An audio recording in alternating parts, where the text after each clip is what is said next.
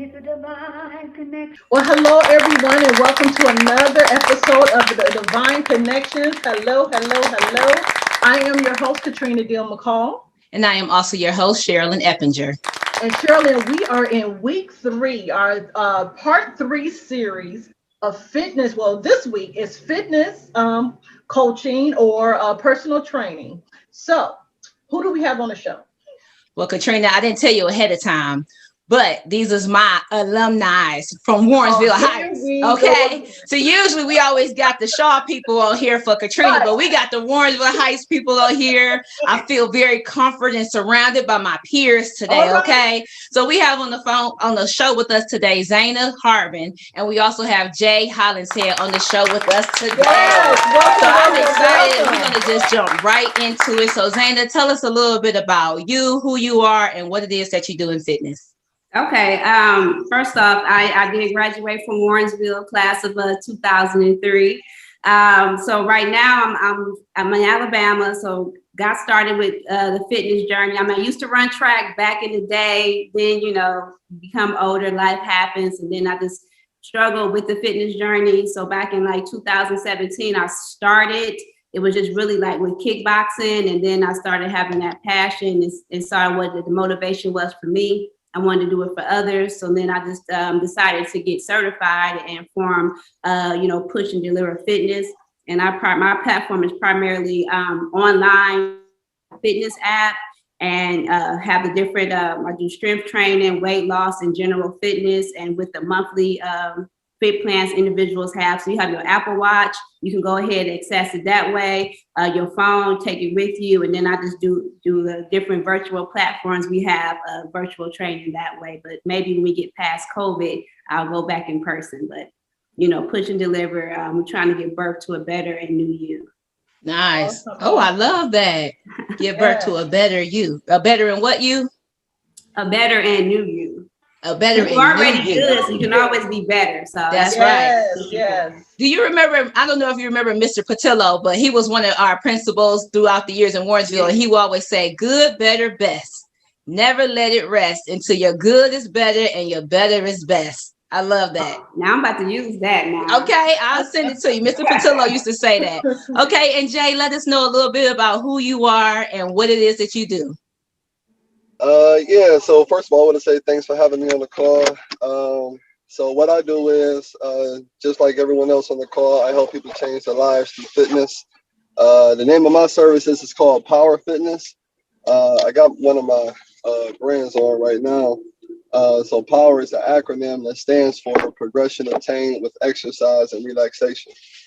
And basically, I believe that that's the process that everyone goes through when they reach any fitness goal. You're going to obtain your progression over time with exercise and relaxation. And that relaxation part is very important, just as important as the exercise part, because it's through the recovery that you make your main progress. And so it's kind of like the method that I teach when I'm training my clients, the importance of the recovery, relaxation, different exercises and how those exercises are going to help you reach your fitness goals. And there's a little couple sayings that I go by as well that I tell my clients all the time is, if you don't mind, what is it? Mind over matter. And there's another one that from college. I got a brain fart right now. Mind over matter. If you don't mind, it doesn't matter, or something like that. I can't really think of it right now, but I've got a little brain fart. But anyway, that's basically what I do with my clients. You know what I'm saying? I also have a nonprofit called Beast Kids. Beast is another acronym that I created that stands for Being Exceptional Always Starts Today. And basically with the Beast Kids program, we teach kids about life developmental skills and sports developmental skills. So, yeah, that's pretty much it. Awesome. So I want to start with the first question. So anyone can go first, but I want to ask, what do you find most fulfilling about being a personal trainer? Well, for me, what's most fulfilling for me about being a personal trainer is the ability to help others, helping people realize their true potential. There's a lot of moments where people don't even realize how strong they may be, or what they can really do. And it's because they don't really push themselves to do it. But when they are pushed and they kind of surprise themselves and they realize like, oh, I can do that. You know what I'm saying? I think that's one of the most fulfilling moments for me outside of helping people actually reach their goals, is helping them realize their true potential. Awesome. That's good. For me, it's more so along the line with Jay, it's just really helping individuals, right? And when they start seeing the work from what they're doing, so a lot of people want something quick, and I can always tell them the story, like it takes some time, but when they start just really grinding it out and they actually see it and they like actually happy to come and work out, or they're starting implementing some of the things you're telling them about, like, oh, well, you know what? I went to a birthday party. I just had a small piece of cake where I really wanted a big one, So it's those little things that they're sharing and just building up a relationship with someone, because it's more so, they out of all the people that's out there, they actually came to you and wanted you for help, and then just building that relationship. And I mean, because it's a two-way. I feed off of them and then they feed off of me. Yes, that's great. And Sherilyn, you're not just even erased from this question, Missy, because we are blessed to have you. Are also a personal trainer, fitness coach. So yeah, you go ahead and answer that question too for us, please. Again, I agree with what they said. What is most fulfilling is to see somebody walking in the door. I wouldn't say discouraged, but with their mind made up that they want to do something better for themselves, but really just don't know how. And as the fitness professional, my job is to show them. And then once you can see them reaching their goals and their excitement and their confidence build and their strength build, and then they start to hit goals. And again, that confidence starts to build in them. That right there is my favorite part. Like I told you could do it, not what you was, so it's good to watch them on their journey and see their confidence build. Amen. All right.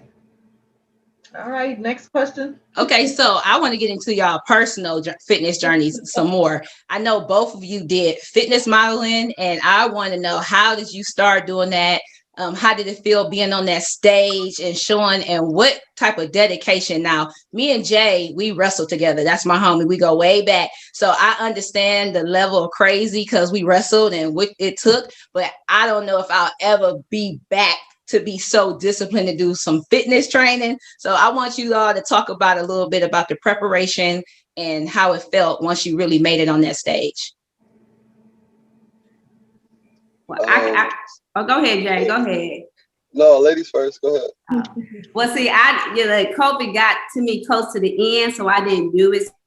I'll talk about it from it was probably about 10 months. It was severe, right? So I was prepping for a show, a figure show for bodybuilding. So I honestly, I did it just so I can learn about more strength training, because I'm like, okay, how can I learn so I can better, help my clients? So it was literally lifting, right? And then it was the cardio. But for me, it was the food. Like, I never really was at one point focused on the macros, which is like your proteins, your fats, and your carbohydrates. And that's all helps. That all goes into, granted, you want to eat less to lose weight, but when you're starting to want to bodybuild, you got to like bulk up on protein, right? And I don't eat meat. So I was in that, people were like, how are you doing that? So I literally was just weighing food. I was literally, staying away from alcohol. Like, I'm a trainer, I'm regular, but I love me a good drink every now and then. But when I was in training mode, it was like, okay, I can't have that. So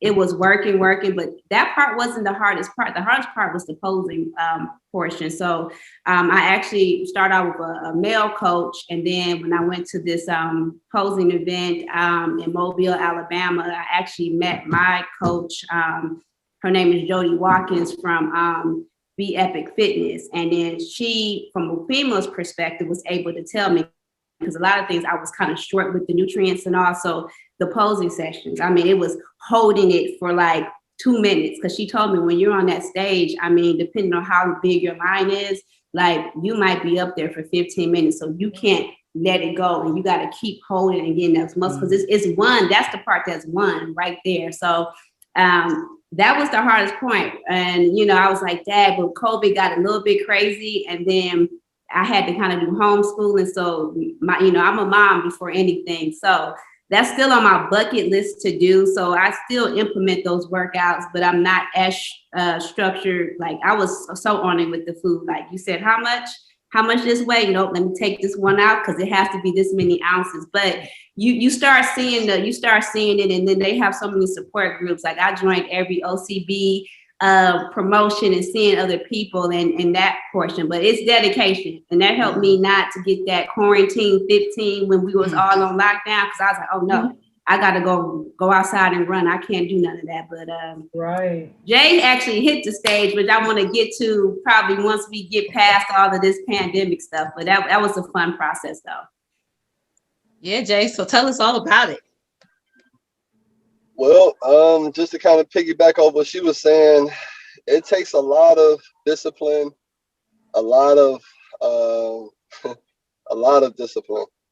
You never really realize how it changes your life from certain aspects, just from like a social aspect. Like there's moments like you might step out with your friends and they might have a beer or they might have, some wings and fries. And you gotta have the discipline to be like, nah, either you stay home and don't even, allow and like kind of dissocialize yourself because you don't want to be tempted, or you have the discipline to still step out and be like, and still stick to your regimen because you know what you're supposed to be doing. It takes a lot of discipline. That's wrestling all over again, Jay.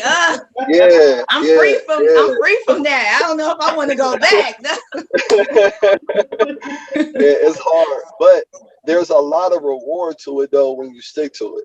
And my first show that I did, I think what got me into doing shows was the fact that I was kind of losing my kind of spark, if you will, for training. Like, what I'm saying, just training people all day, every day. Like I said, I love helping people, but when you do that all day, you're giving yourself away each time. And so when you spend all day in the gym and you don't really take the time to put into yourself, you get to a point where you kind of just feel drained and like, all right, well, do this workout, do that workout. But then when I started doing shows, it kind of started giving me my juices back, my mojo. So then I started pouring that into my clients as well.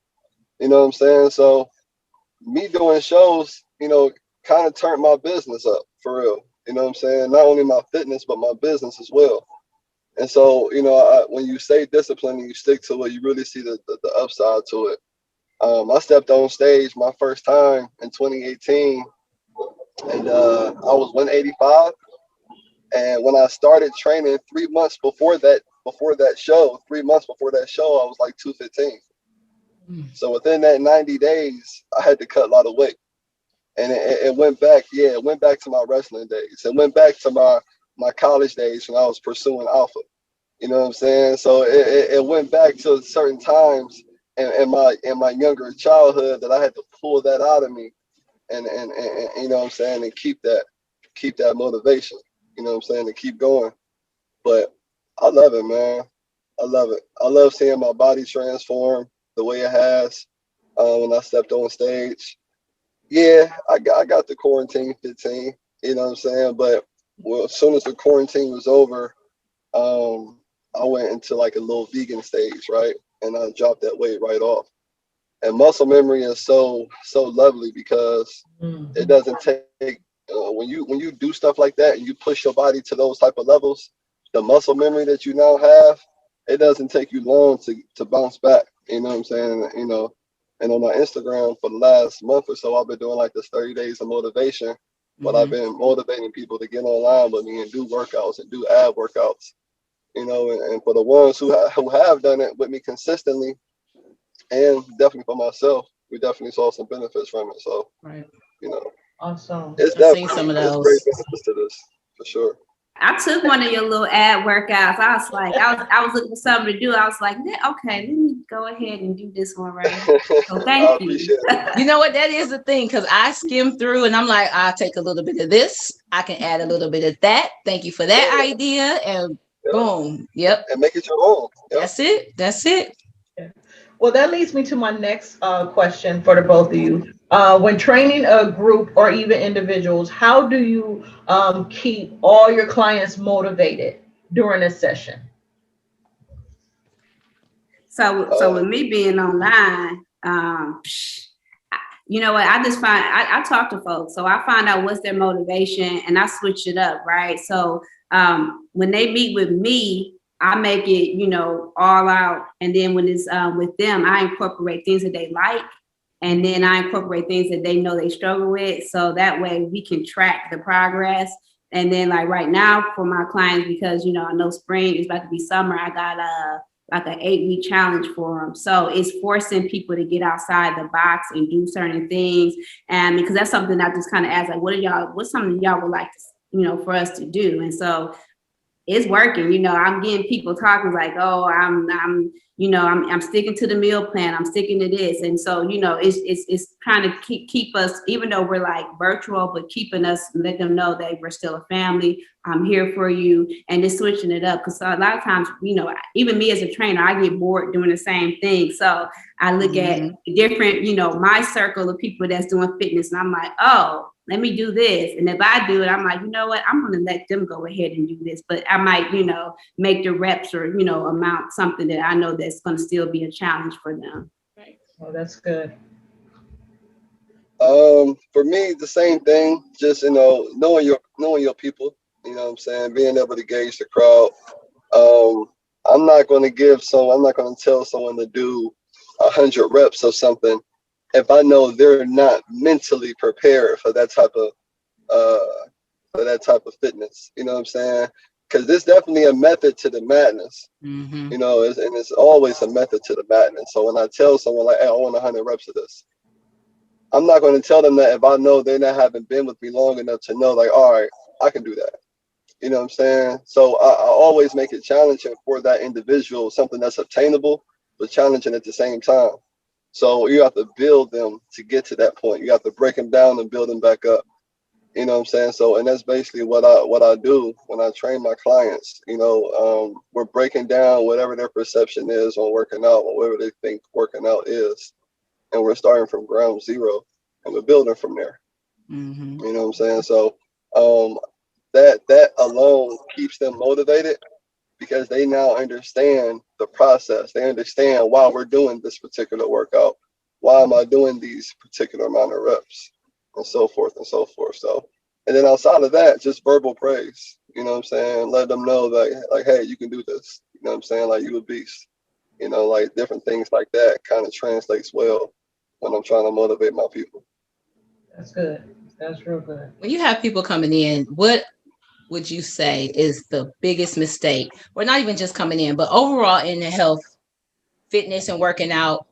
What are some of the mistakes that you see people make and that you're kind of like cringing, or you're like, let me help you, or you see them and you just got to mind your own business sometimes? But in this field, what are some of the biggest mistakes even with trainers? Let's talk about it. With trainers that you see people, everybody is a trainer now, right?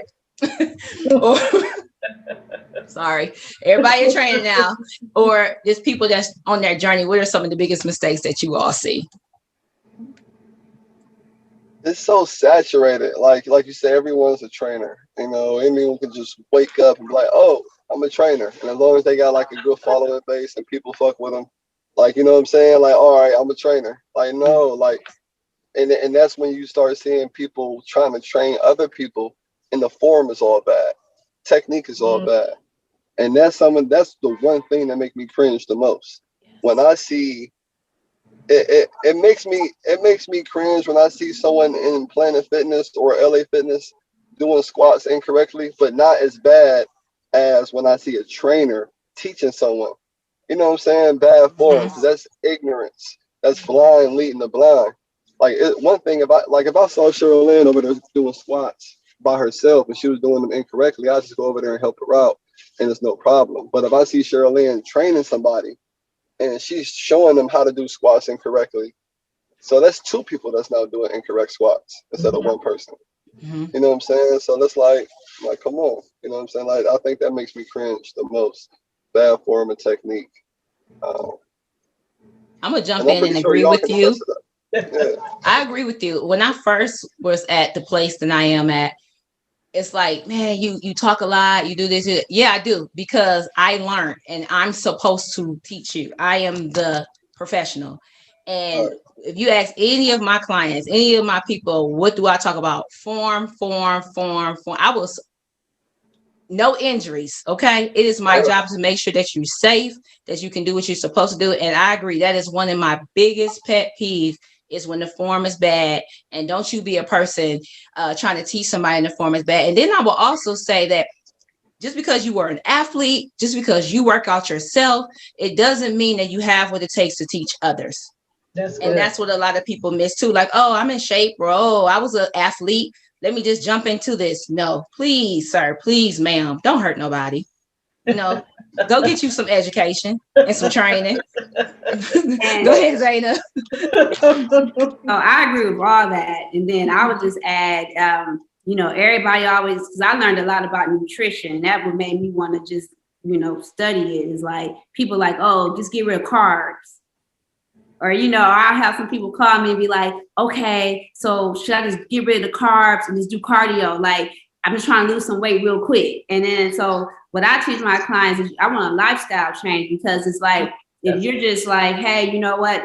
I'm going to be in a wedding in 2 months. I just want to just drop this off. Then when the wedding's over, your drive, your motivation is over. So I'm just teaching, like, it ain't no quick fix. And, a lot of people's like, well, if you just go on this juice detox for whatever amount of time and whatever, because that's, to me, that's putting a Band-Aid over the real problem. The big problem is, your eating, and then is, implementing, an exercise regimen that can go for the long haul. I do something for the long haul, because we see it all the time. People, they lose the weight and then they back at it. And then now they, oh, I fell off, I gotta get back on. But if you just, keep it going, that's the thing that cringed me. It's like, get rid of carbs. I'm not gonna eat no carbs. I'm like, you need carbs, so it's deeper than that. So the nutrition part, as well as what you guys said about the form. Yeah. That's an 80-20 rule. 80% is what you eat. 20% is everything else. If you wanted to give a percentage, it is so important. And that's actually my next step, is to dive head first, because I have a basic nutrition, I'll be honest. But that's my next step, is to get a full grasp of nutrition, because it goes hand in hand. So I feel like as a trainer, and do you all agree that as a trainer that you should have nutrition? It like you have to, in a sense, have to have it as you're growing your business in fitness. Yeah, because that helped me. So when I was doing the bodybuilding, just learn about, yes, I'm a woman, but I was just like, what? I need all of this. And, it goes to, your hormone levels and this and that. And I was just like, oh, right. Because I didn't really pay attention to that. I was just always looking at that scale number, but really looking at the nutrition and what I'm eating. And those things my bodybuilding coach had me really learn was like, how are you feeling? Okay, we set this number and we broke these macros in. How are you feeling? Is it, because that's the only way we're going to know. And that's some of the stuff that I implement, is just like, how are you feeling with this? Is, that's the only way you can gauge it fully, because I learned that everybody's body is different. So when people just say, go to 1,200 calories, keep the carbs low, that's not going to fit for everybody. And I hear a lot of people say, I'll just get down right there. But what's for me is not going to be the same for you. You know what I'm saying? So it's learning that part. Definitely. That's good.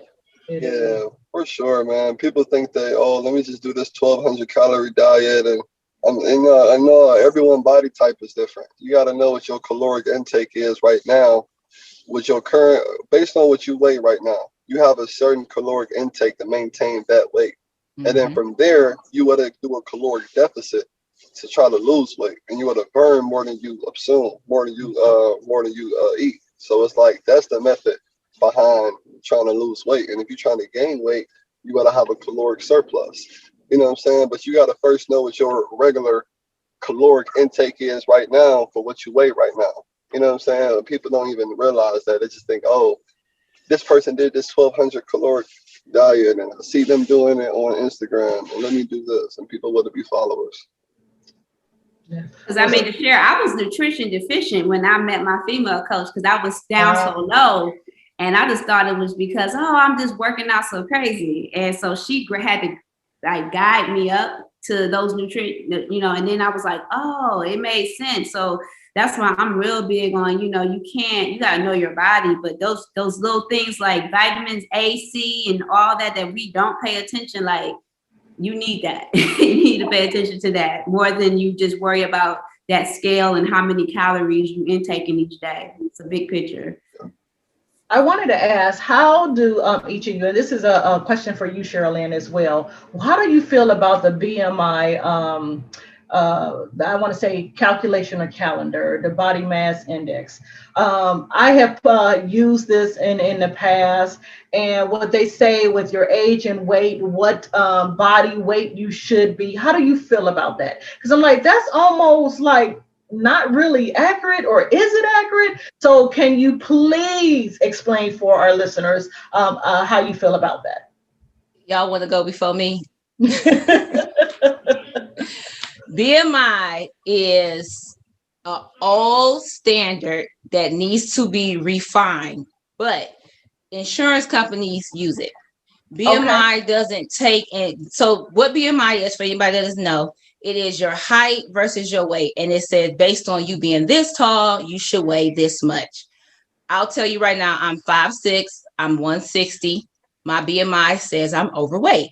Now, if y'all see me, y'all know I'm nowhere near overweight. Right. That just gives you a visual of how jacked up BMI is. It doesn't take into accountability your muscle mass. It doesn't take into accountability your curves, because none of us are stick figures or really want to be, in a sense, especially in this day and age, we like to be more curvaceous. So it's not going to take into accountability a lot of these things, you know, being dense as far as having the muscles, or if I got thick legs, if I have a behind, if I got breasts or whatever else. So BMI is an old way that needs to be refined, but the insurance companies still use it. So it's easy for them to just navigate that. And you ask anybody, I'll tell you your BMI, but we're going to work on, like Zaynah said, how do you feel? How does your clothes look? You know, we'll look at the scale here and there, but overall BMI, it's not that great. It's not that great. All right. And then Jay or Zaynah, you have anything to add to that? I agree. Everything she said, I agree with. It's an old thing. It's an old way that needs to be refined. I think it's kind of racist too, because I think it's kind of based on, like, you know, white people. You know what I'm saying? But you know, we are more curvaceous, and you know, we're built different. You know what I'm saying? Yes. All I got on it.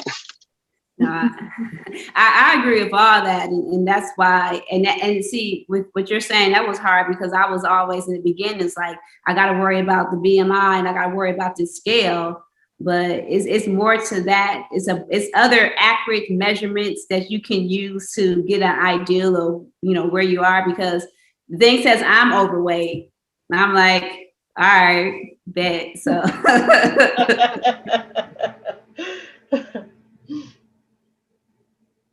All right, Sherilyn. I was trying to let you slide one in because, you know, once I get going. So give me an idea of a typical class with you all. So a typical session and a typical class. How do you all get going? Oh, wait, let me ask this first. Personal training or group fitness? Do you all have a preference? Would you prefer, you know, that's what preference means. So do you have a preference, personal training or group fitness? I'll tell you mine. I prefer group. So if someone wants personal training, depending on who it is, I might take them, but normally I'll pass them to somebody else because I love being in the group setting. So do you all feel that way? And also, what would be a typical session or class like with either one of you? You want to go first, Zaynah, or? Okay. I like group. I like group for the simple fact that I can touch more people at the same time. I can help more people at the same time. I can maximize my time and maximize my dollar too. You know what I'm saying? So I like it from those standpoints.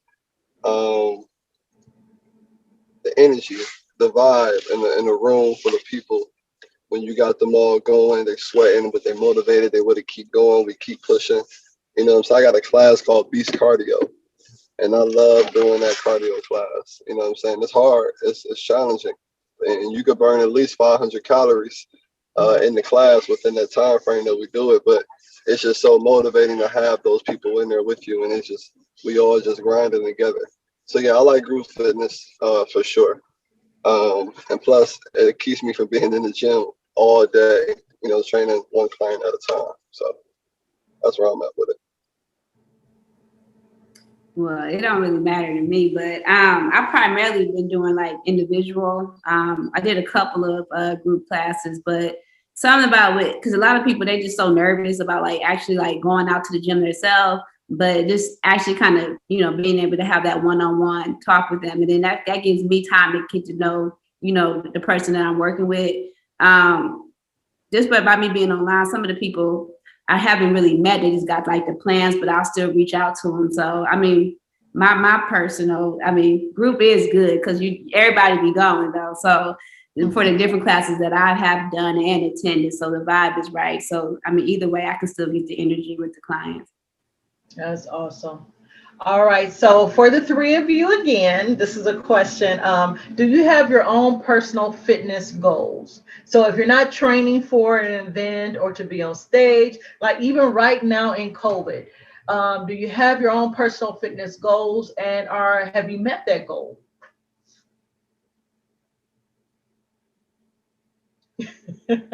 Okay, I'll start.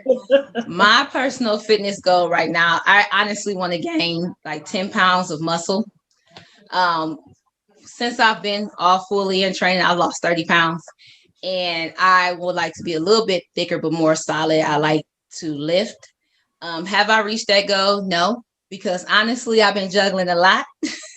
And it's like I go in the gym, I do my classes, and I'm out of there. So I really have not been focusing on myself, and I'm very interactive. So I'm literally working out in almost every class, and that's like 12 classes a week. So I'm going, but I haven't had the time to focus on my own right now. So things are starting to calm down some. So I will like to get back to that, but not just yet. But that is my goal, to gain a good 10 pounds of muscle.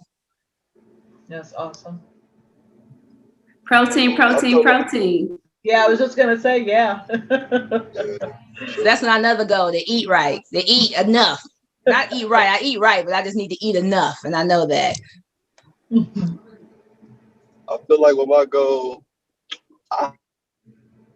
before, and I've seen what that looks like. Stepping on stage. I shocked myself. I never thought that I could really reach those type of fitness goals. So I know what it takes to get there. Since being there, I fell off. You know what I'm saying? Like Sherilyn, life kind of pulls you in different directions at times, and life has been busy for me, and that's a good thing. But it's bad when when I talk about how it's taken away from me putting that time into myself and keeping my goals sustained. So now I got to get back to obtaining my goals again. So I'm in the process of doing that now. I'm back to my meal prep, back to working out 5 to 6 days a week. I'm out here in Philly. I came out here to kick it with some college buddies of mine. Me and my best friend actually came out here to kick it. Sherilyn, Bobby. Say what's up, Bobby. Hey, what's going on, everybody? Another Warrensville alumni. What's up, Bobby? Hey, how you doing? Good to you. Good to see you. Long time.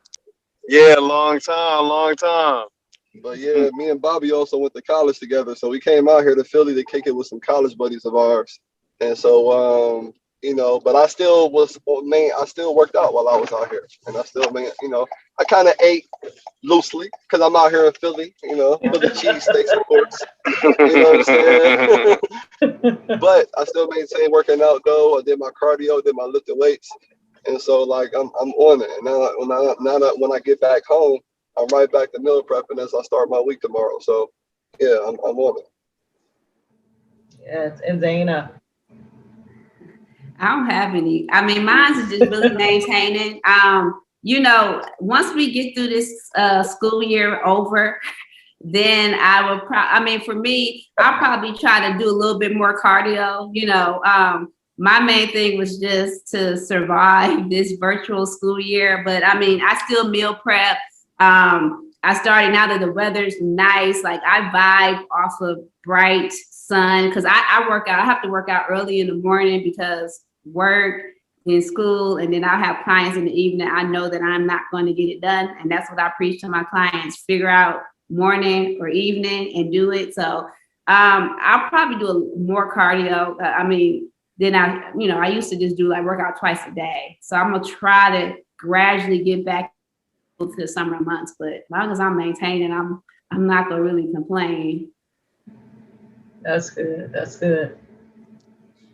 So what improvements in fitness do you think need to be made, or what type of things have you all implemented yourselves? So if you're looking around and you see, I didn't want to talk. I was about to go talking. Jamie's about to talk, but I mean, for me, it's just learning, right? You know what I'm saying? So I noticed, there's like different, this being around people that are doing what you're doing and seeing what's working for them. For me, I wanted to learn more about the fitness nutrition, so I went ahead and got certified with that. But then, seeing how I can better serve, like what are some of the things that's going out here? You got the keto diet, becoming knowledgeable about that. So when my clients come to me or ask for different, workout equipment, hey, should I get this? Does this work? How does this work? Even things such as, you got the little Apple Watch, and then you got the other fitness watch. Is just, how does this work? How can they implement this? Like when I have my clients, I'll go ahead and just give them, these are some starter things that you can use, such as a meal plan, meal plan cases, a scale, depending on what they want to do, and I just say simple stuff like, you can go buy a jump rope, and then, we can implement that in there and you can get it going. So, and it just, that's the main part, just constantly learning and reading, and then, seeing what people are doing, but then seeing like, nah, that's not right. So my main thing is just the nutrition portion, but I really want to learn more about the hormonal part. I know there's been different like clinics and stuff that they have, like talking about the thyroids and things, especially because some of my clients are, like I say, like in their 40s. So, in your late 30s, 40s, your body changes as a woman. So how does that impact them, especially if they do have some health concerns? It's not like diabetes or, I have high blood pressure, but, some of the ones that's, strictly for us women. How can I better serve them, since most of my clients are women? That's so good. Sure, I agree with Zaynah. Just to kind of piggyback on what she was saying, just learning. That's always the key to constant progression. I feel like once we all stop learning, that's the day we start dying for real. Like, you have to learn in order to live. You know what I'm saying? If you want to live and be knowledgeable and have abundance of knowledge, you have to learn first. And so learning is definitely always key. There's always two different types of learning. You got field learning, learning from experience out there in the field, doing things, being active. Then you got textbook learning, actually opening up them books. So for me, I think moving forward, I would do more of the textbook learning, get some more certifications underneath my belt, get like my nutrition certification, different things of that sort. And everything that I do is going to be in efforts to elevate my business. You know what I'm saying? So that's where I'm at with it. I do a lot of field learning, collaborating. You know what I'm saying? Like, training with different trainers and working out with different. Charlene, we got to get a workout in. We got to get another workout in for sure. I'm ready whenever. Yeah. This week, if you're free, let's make it happen. Yes. But that's what I'm at with, though. Just learning. Well, our last week's show, we talked a little bit about supplements. But one of the supplements I wanted to cover and see how you felt about it. I know you guys have mentioned a lot about protein and upping the protein for, gaining weight and muscle. So when it comes to that, how do you feel about muscle milk? Is that a supplement that you use as well? Or are you just going right to the protein for meat? But what about the folks that, that doesn't want meat in their diet, like yourself, Zaynah? You don't eat meat. So how do you feel about the muscle milk? Is that something you incorporate in your diet?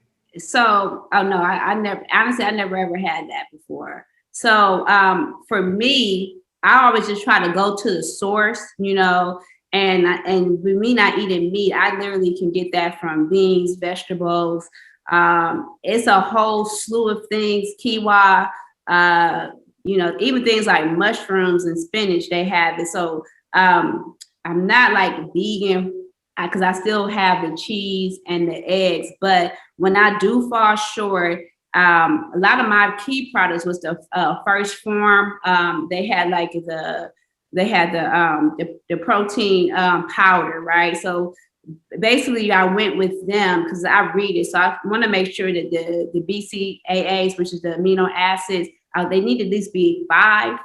So I kind of look because there's so many of them go in there. So I really, went on their site, saw what was in there, and they have various flavors that are good because I have tried some and they were disgusting, right? So, but that's just me, right? I mean, you want to just look at what's all in it because a lot of times, and this is another thing I'm thinking about that makes me cringe, is that there's so many, when people say, well, oh, I don't eat meat, but I got, the Beyond Burger. I got, you're going from, being processed food with meat to processed with the, plant-based. So I always try to, monitor what's in it. So one of the key things, if they say like clean, is the least amount of ingredients in there is how clean it is. I mean, let's do something simple like spaghetti sauce. If your spaghetti sauce, like Ragu, got like 30, 40 things in there, that's not as clean if you was to say, I got, a can of diced tomatoes with just tomatoes, water,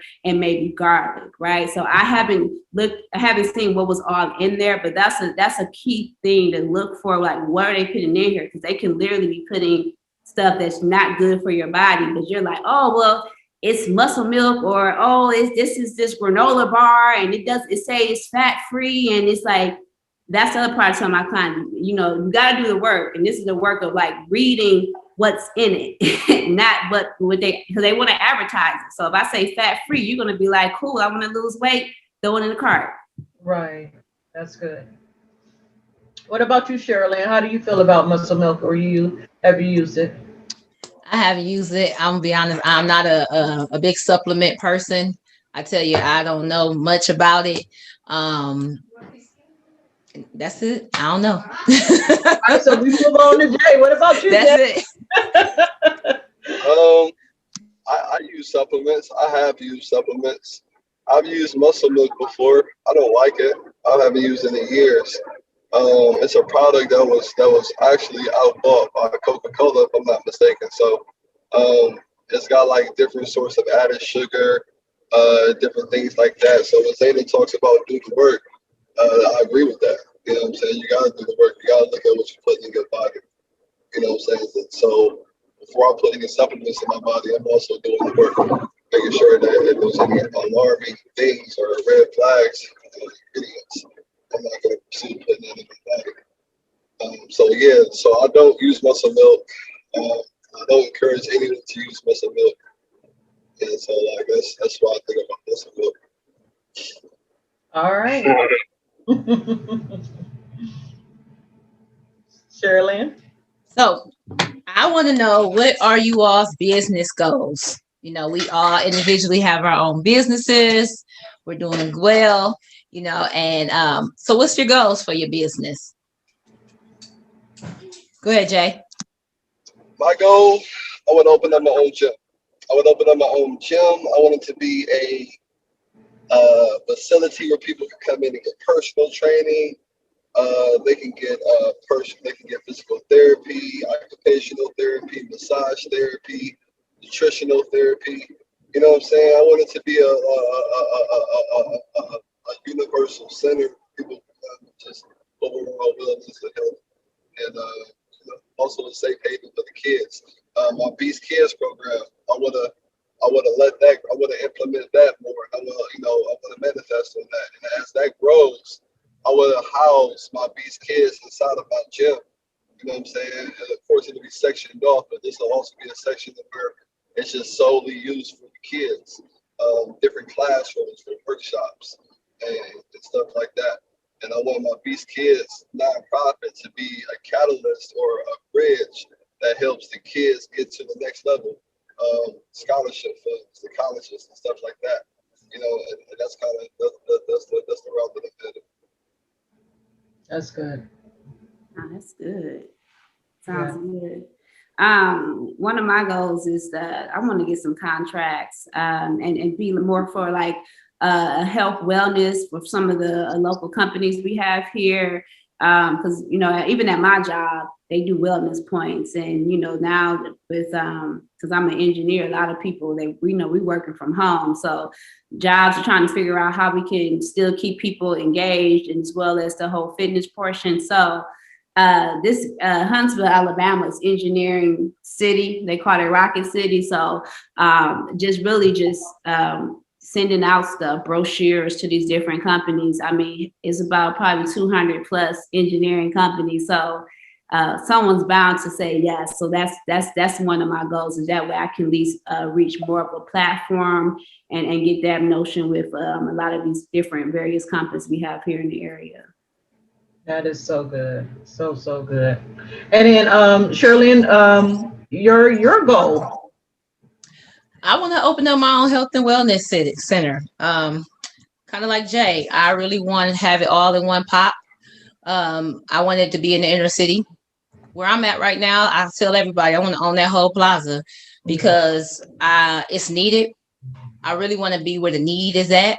They need an understanding that you don't have to live with these diseases. You don't have to be unhealthy. You don't have to be on medication, that you can get the help that you need, but you have to put in the work. But I want it to be accessible. As we know, in those neighborhoods, they barely even have good grocery stores. So I want to implement healthy eating, teaching you how to shop, teaching you how, like all of this in one big pot, right? So that's what I'm working towards. And just also putting in some work to figure out, or hopefully down the line, where the insurance companies can understand that being a health professional, like a gym, needs to be in their network. Yeah. Where us as fitness professionals can be paid to coach and train someone. Because if you can tell me I need to work out, you should be able to write me a prescription. And my insurance covers you coming to my gym, or them coming to my gym, because I'm in the network. So that is a goal for my business. And it's gonna happen. We manifesting all this, y'all. Things happen on divine connections. Okay, y'all ain't on here by mistake. Right. Hey, maybe we could partner and do something to have a bigger and better plaza. But you know, things happen on divine connections. So we put it out in the air. It's out there. Amen. That was such a good point, Sherilyn, because they have a section in your insurance of preventative. You make preventative doctor's appointments for different things. So they want you to follow up for, you know, your regular physicals every year, and that should be incorporated. I know one thing too, the year before, when your physical doesn't go so well, they will recommend you to see a nutritionist. So why not recommend a wellness coach or a personal trainer? So we're gonna put it out there. That's out there. Like a good plan. And like I said, I want it right in the neighborhoods that need it. Not saying other people have accessibility to stuff, right? But like where I'm at, I'm on 131st and Miles, and it's nothing right there. And those people are the people that I want to focus on that need it. So yeah, if your doctor can prescribe you to go to the dentist, to go to, you know, the eye doctor, and that's covered under your insurance, coming to my gym with a doctor's referral should be paid through your insurance. So we manifesting that for trainers, okay? Amen. And gyms. Amen. Well, we are just about at that point. The hour goes by so fast. So Jay and Zaynah, if you can leave a word of encouragement for our listeners. So we are going to put it on Jay first. I want to say thank you for allowing me to have this moment with y'all, sharing this stage, this platform with y'all. It's been a great opportunity. And if I can say anything to anyone who's listening right now, I will say that remember, every day is an opportunity to be great. Being exceptional always starts today. Amen. That's good. That's good. And Zaynah? I also want to just thank you all for allowing me to be on this platform with you all today. To leave people to just say, you know what, just realize there's no one else like you. and you're unique in your own capability, and just go out and make the best of each day, each opportunity you have. Amen. Short and sweet. Awesome, awesome. Well, it was an honor to have you guys on the show today, and thanks for taking the time because this, like Shirley mentioned, this is so needed for our community and beyond.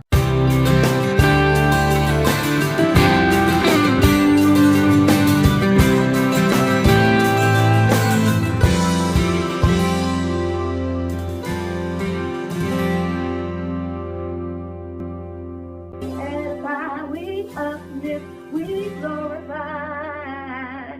It's a divine connection.